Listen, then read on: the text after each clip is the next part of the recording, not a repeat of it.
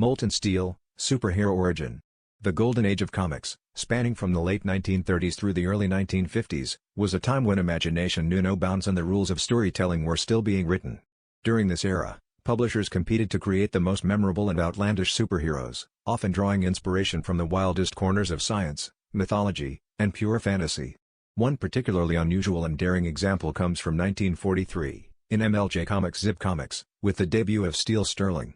Unlike other heroes who were bitten by radioactive spiders or donned mystical rings, Steel Sterling was born from a truly bizarre, and dangerous, origin story that both captivated and shocked young readers of the day. Steel Sterling's alter ego was John Sterling, a chemist who sought to avenge his father's murder. Driven by both grief and a desire for justice, Sterling concocted a serum to make himself impervious to harm, but he wasn't content to simply drink it or apply it to his skin.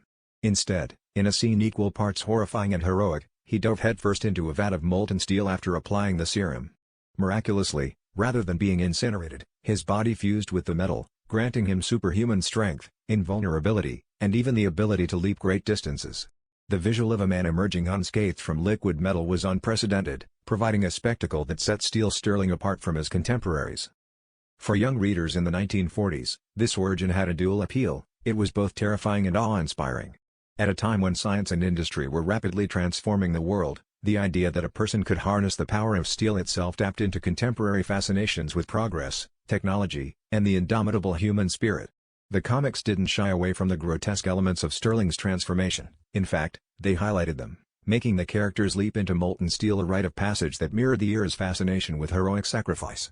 This willingness to blend danger with heroism was characteristic of the Golden Age ethos, where comics often walked the line between the fantastic and the macabre. Steel Sterling's story is a testament to the experimental spirit of early comics, a reminder of how creators pushed boundaries to capture the imagination of their young audience.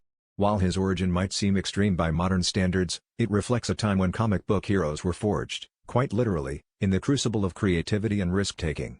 As we revisit these forgotten tales, we gain a deeper appreciation for the weird and wonderful history of the medium. Brought to you by Victory Age Comics. Reviving forgotten heroes, one panel at a time.